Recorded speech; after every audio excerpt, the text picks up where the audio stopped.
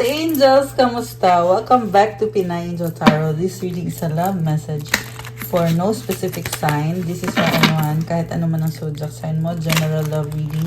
Kaya maaaring mag-resonate o hindi. Pero pag nag-resonate, comment nyo para alam ko. Kamusta kayo guys? Comment first and para alam kung nanonood kayo. I know na marami pong naghihintay ng ating mga love messages. Nasa travel po ako. Actually, nasa bakasyon po ako and I took you guys with me. So, pagpasensyahan nyo na yung ilang araw na hindi tayo nakapag-upload. Pero, here it is. Here we go. And, nasa Taiwan nga pala ako guys. So, ayan. Bakasyon. Tingnan natin ang energies connected sa'yo sa love life mo. Kung bago ka dito, please consider subscribing para updated kayo guys every time na may bagong videos.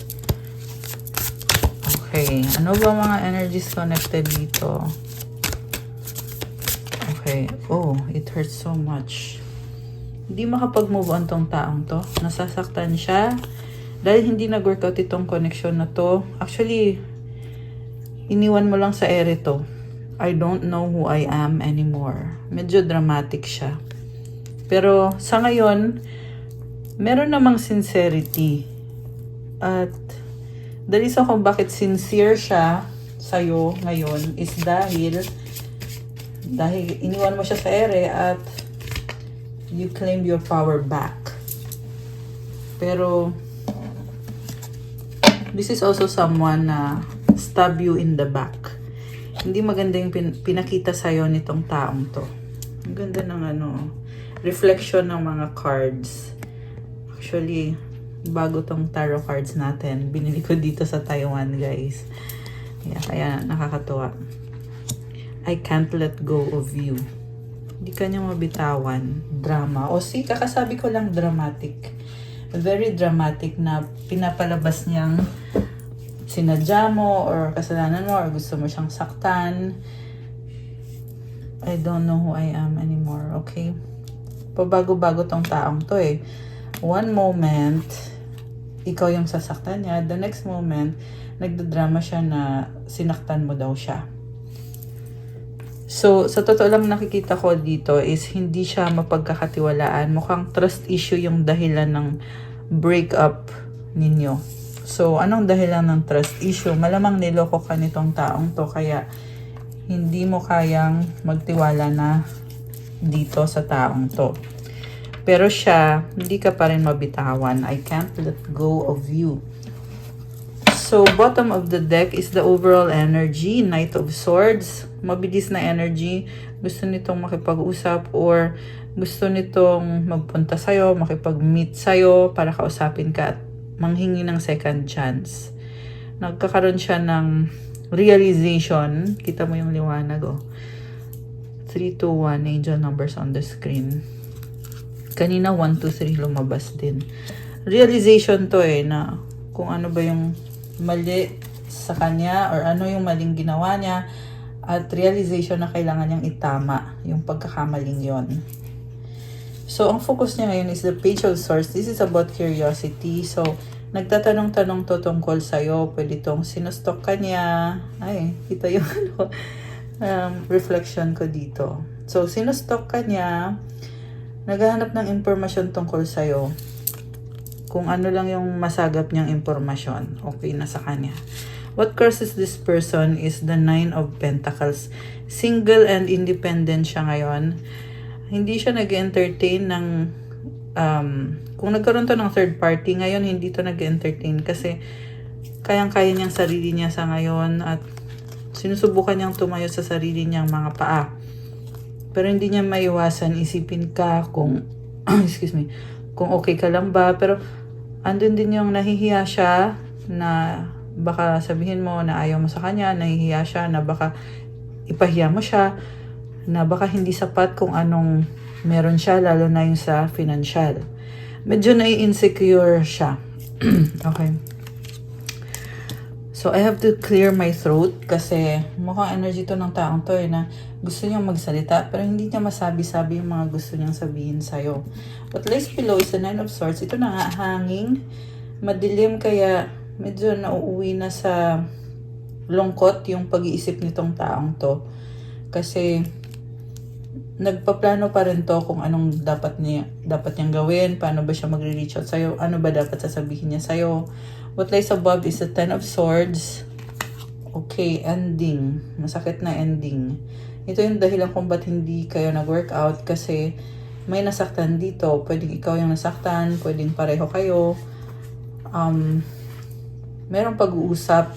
So, yung pag-uusap na yun yung nag-end ng relationship. So, siguro, nagkaroon kayo ng commitment dito, guys. And then, nag-usap kayo at nag-decide ka, during the pag-uusap na yun, nag-decision ka na kailangan nang tapusin tong sitwasyon. Sitwasyon yung narinig ko eh. Ibig sabihin, parang ginawa kang laruan lang nito. Pinaglaruan ka lang. Ginawa kang parang option.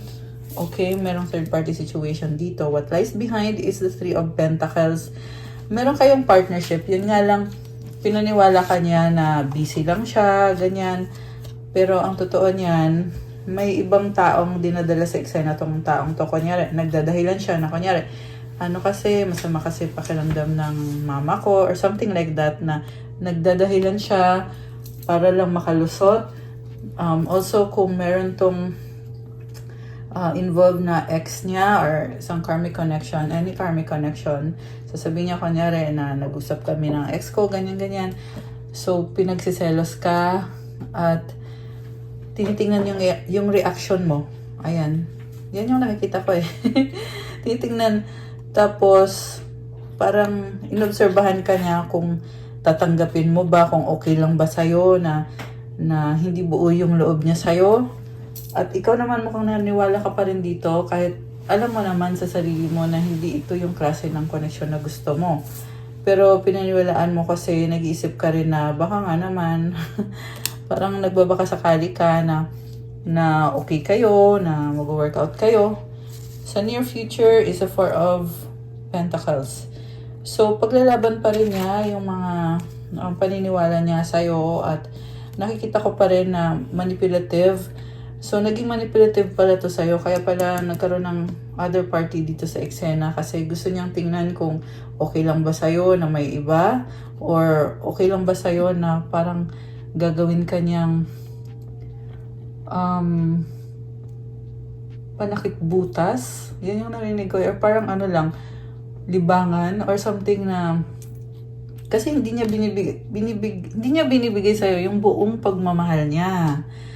Pero, nakipag-usap pa rin sa'yo to. Ayan. That was in the past. Okay?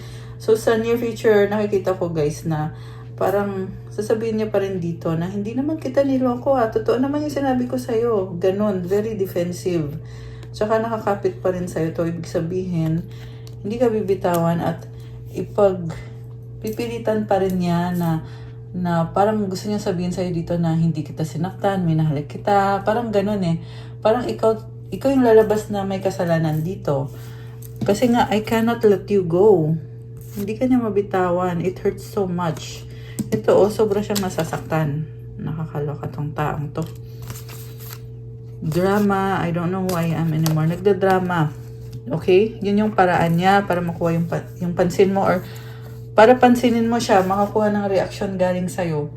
So, also, nakikita ko na kung dati kayong nagsama nitong taong to, kasi nakikita ko iniisip niya na gusto kanyang bisitahin, puntahan, pero hindi niya alam kung ano ba yung nangyayari sa'yo, nasaan ka ba, parang hindi siya sure, pero gusto niyang mag-reach out sa'yo para magkita kayo personally, face to face. Yun yung nakikita ko dito guys. May nakita kong bahay eh.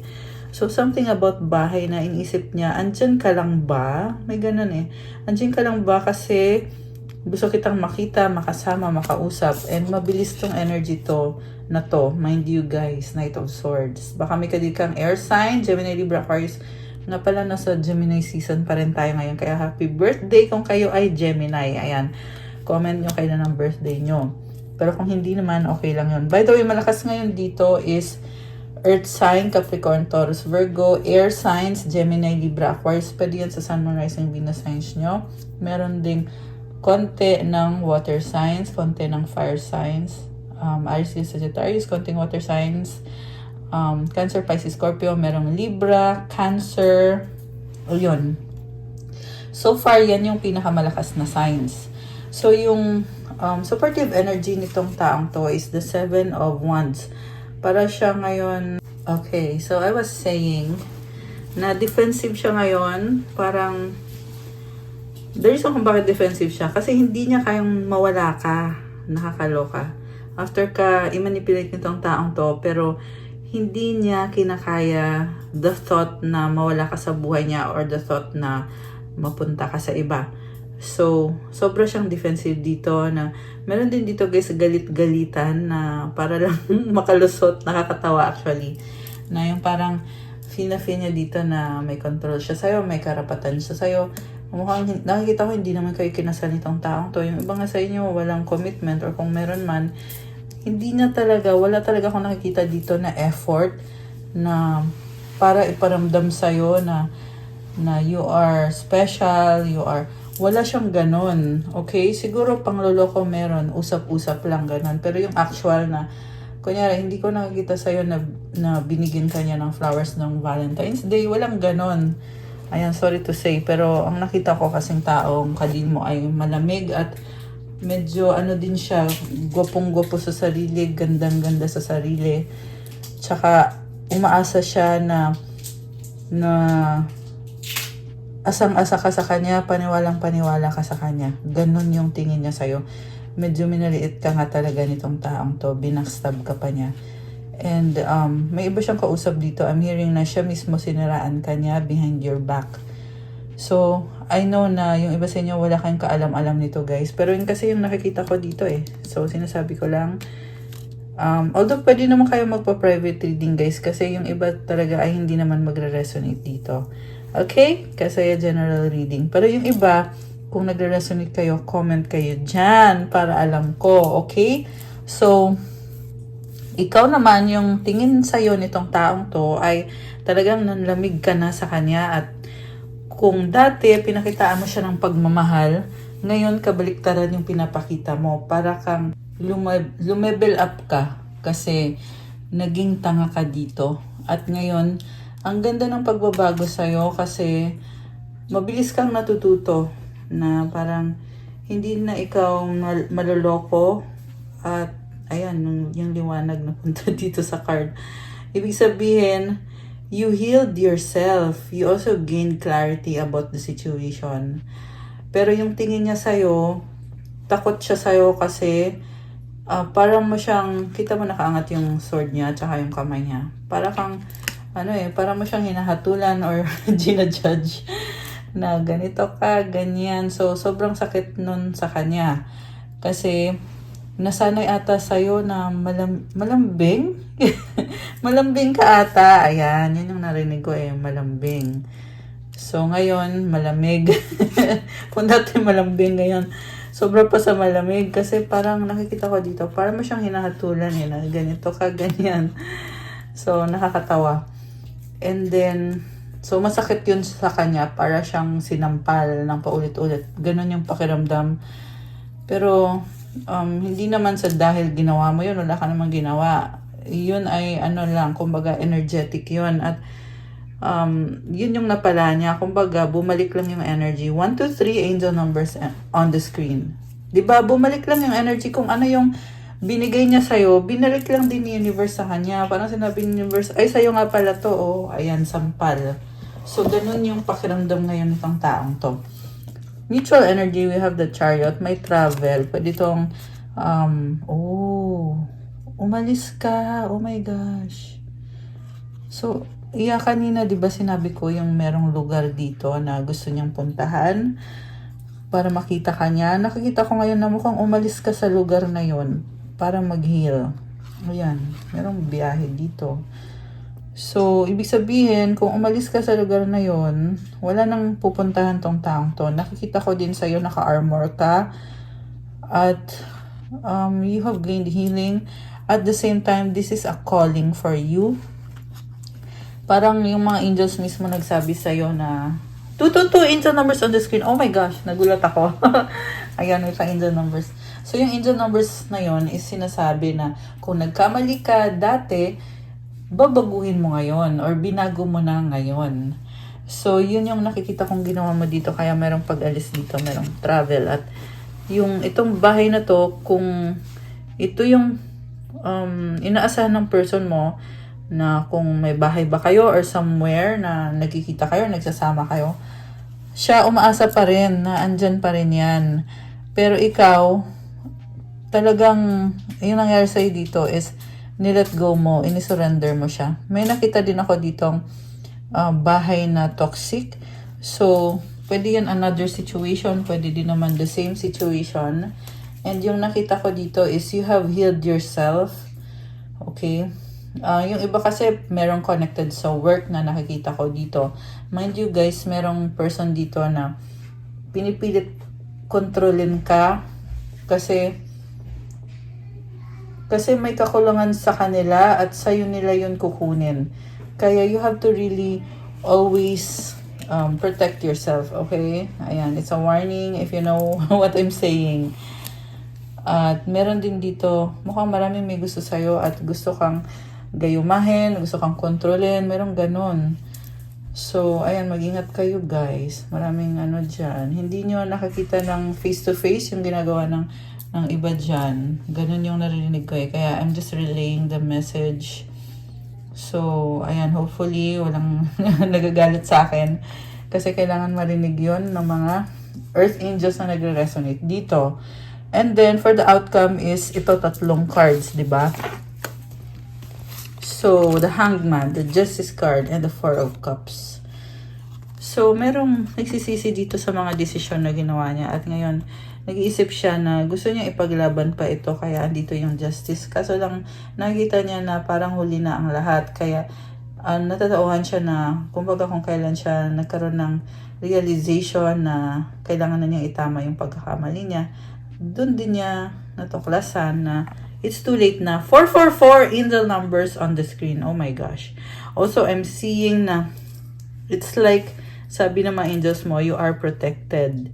So, you will not be hurt. Kasi may nakita kong may nilalagay na poison sa pagkain. Ayan, merong nilalagay ng, basta merong something sa pagkain. Always pray bago kumain guys. Kasi yung prayer mo, inaalis dyan kung ano man yung nilagay dyan. Nilagyan ba yan ng gayuma or ng, alam mo yun, mga kung ano-ano. So, maaalis yan. Okay, and then, with the Hangman, ang nakikita ko dito is, gusto niyang ayan, yun na. Kasi nga tinitingnan niya sa ibang angulo at gusto niyang balansin at gusto niyang ipaglaban kung anong meron sa inyo. Pero hanggang pag-iisip lang to. Kasi alam din naman niya na hindi mag-workout to.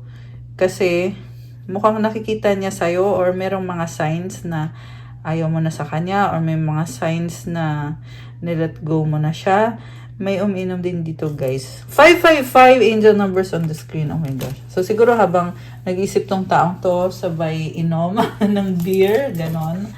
Okay. So, okay, anong outcome? Pero gusto kong i-clarify guys yung tungkol sa pagiging niya dito, pagiging single niya dito. Oh, 3 of Wands waiting for you. Pero mind you guys, may iba pang kausap to. Oh, di ba bumaliktad? Hawak ko na nakaganyan na pero nag-flip pa. So, waiting for you, pero hindi lang ikaw naman yung iniisip at kinakausap. Marami. Okay, may iba. Pero sa totoo lang hindi siya mapakali. Kasi gustong-gusto, atat na atat talaga to na magkaayos kayo. So, use it to your advantage by, kasi nakita ko binlock mo na ata tong taong to, hindi ka na niya ma-access.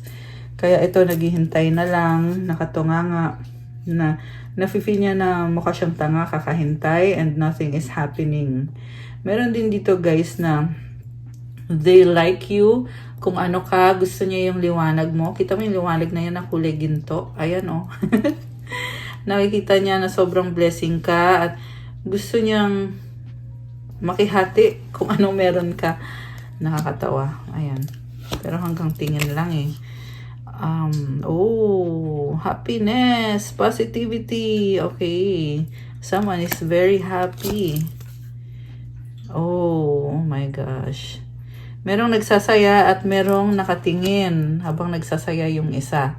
So, ikaw, masaya yung buhay mo at meron ditong tumitingin. Merong nagsustok sa'yo.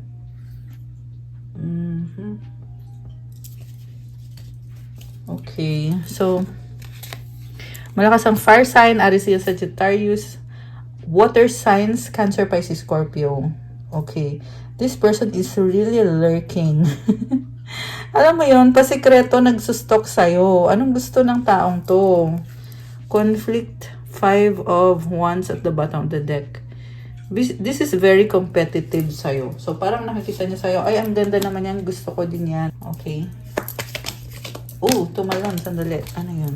So, 8 of Wands in reverse. Okay, ito. 8 of Wands. Okay, parang ngayon nag-straight na siya. Oh. So, merong nakatingin sa social media dito. Okay. Ano ngayon? Hierophant.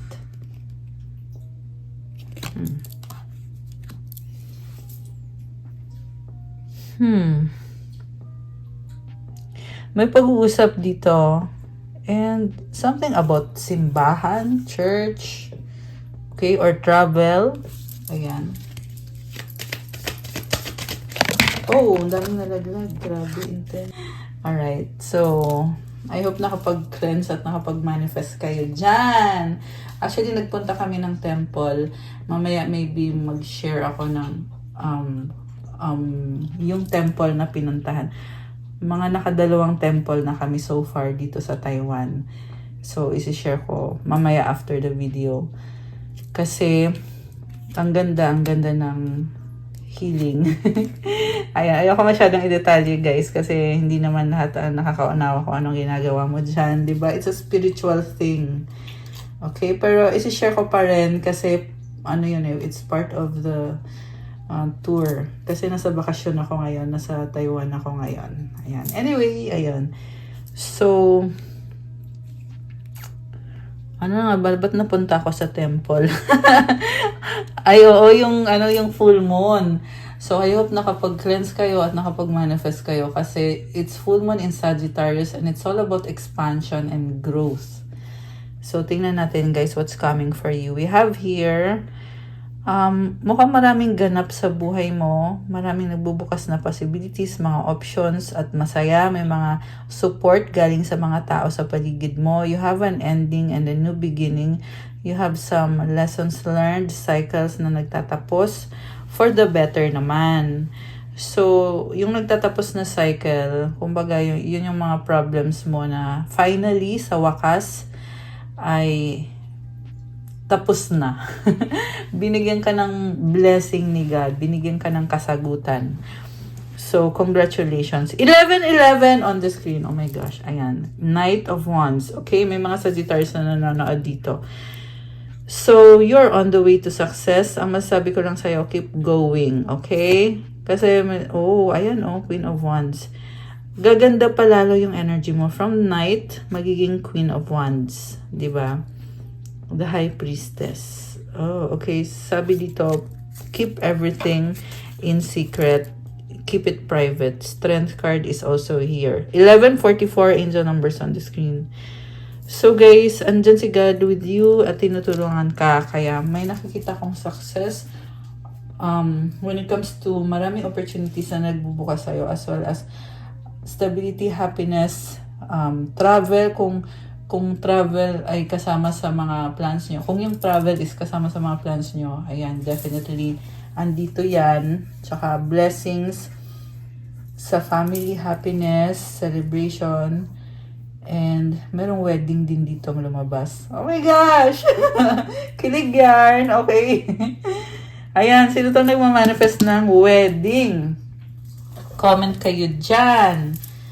Okay, so, ano pa bang meron dito? Tingnan natin guys. Yung connected sa person mo. Okay, anong meron? We have 10 of Wands. So, this is someone na gusto niyang kontrolin. Gusto niyang kontrolin yung mga bagay-bagay. Okay. Ang gusto mangyari nitong taong ito. Two of Wands. Yeah. Control, manipulation, juggling, manifestation. Two of Cups. Ace of Wands. Okay, hinihintay niya na magkaroon kayo ng reconciliation kasi may attraction sa'yo itong taong to. Pero wala naman siyang ginagawa hanggang abang-abang lang, abangers. At, mayroong pag-isip at pagpaplano kasi na-realize niya na kung ano ka ay tanggap ka niya at parang inisip niya dito na nahihirapan siya sa'yo, na-challenge siya sa'yo. So, siguro, pinakitaan mo to ng ugali na hindi niya nakita sa'yo dati. Okay? Meron din naman dito new love. At yung new love na yon, there's so much attraction pero parang nagkakahiyaan kayo. Ayan. Sino to? Comment nyo, sino tong new love dito na parang you are starting a new connection with someone. Okay. Oh, parang meron ditong pinalit Parang merong pinalit na person, merong ex and then nag-move on, tapos pinalitan ng bago, tapos parang nahihiya, nagda-doubt. Okay, may ganun Nagda-doubt pero gusto naman. Okay.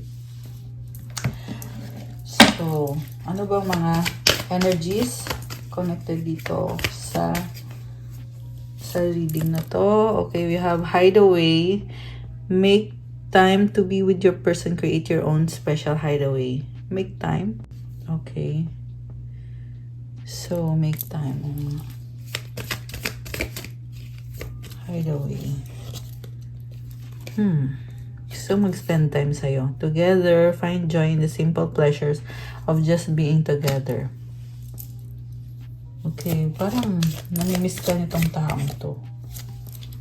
Wish, someone you wish for is coming into your life. Parang minamanifest ka.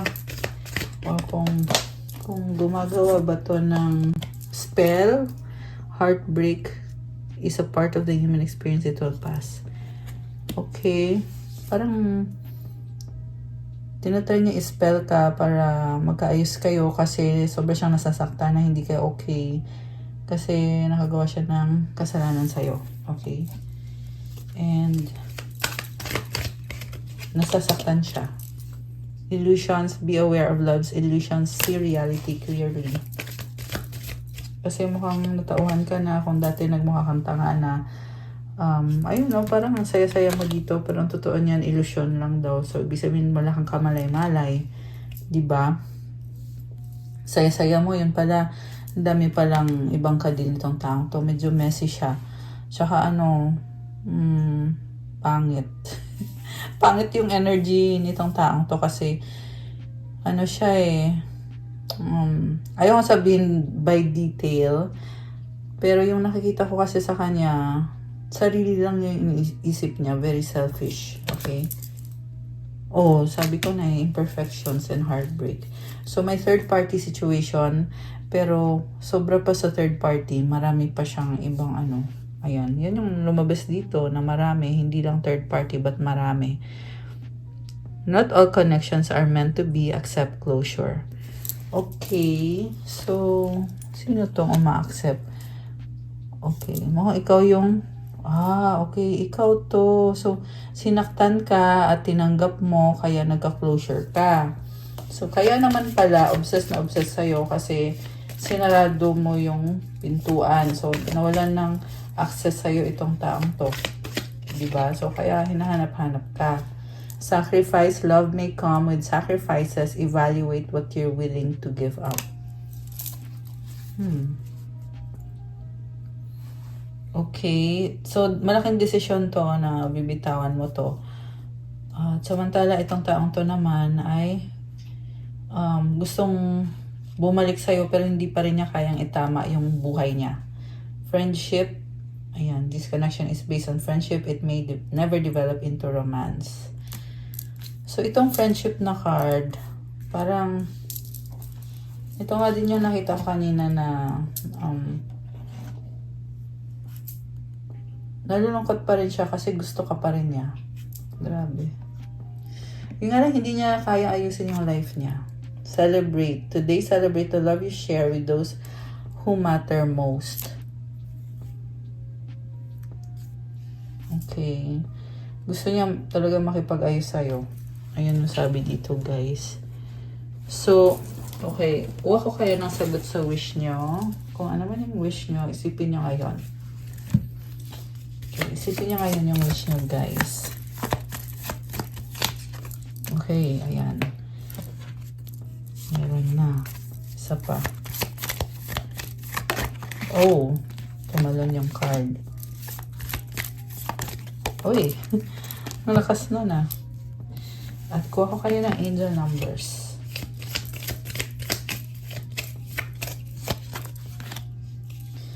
So, ready na ba kayo? Nabuksan natin ang sagot sa wish nyo. Comment ready now at bubuksan na natin to. Okay, pero hindi ko na papatagalin. Buksan ko na din. Ang sagot sa wish mo ay reconsider. Oh my gosh. Pag-isipan mo daw ulit.